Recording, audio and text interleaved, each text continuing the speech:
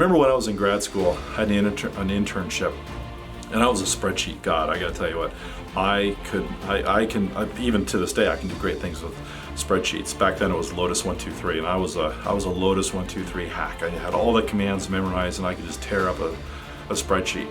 But until I took on this internship, I didn't do spreadsheets 40 hours, 45 hours a week. I'd never experienced that. Okay, because there's a part of my personality that I enjoy that challenge. I enjoy that inquiry. I am a very curious person. I can't sit down for 40 plus hours a week and just pound out spreadsheets. You know what happens? I make mistakes. And when you're working in a food company and you're an analyst and you're trying to identify pricing trends and what could be happening next, if you're making mistakes because your behavioral style is being stretched to its limits, guess what? Darkness. Okay, I was in my early 20s, and I remember thinking, what the heck is wrong with me?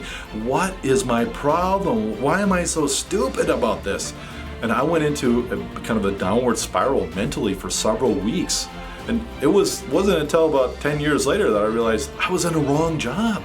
I was in a job that required an overextension of a part of my behavioral style that wasn't there. And when it's not there, what happens? Mistakes happen.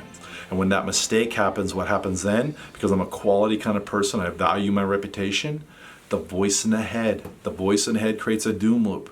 So the one thing I want you to be really, really clear about is when you put a person, especially focus on sales here, you put a salesperson in a role that they're not behaviorally and motivationally suited for, you are opening up a pathway to darkness.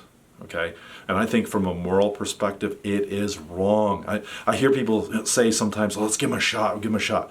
What you're doing is if they don't fit the job, it's not a shot. It's a sentence.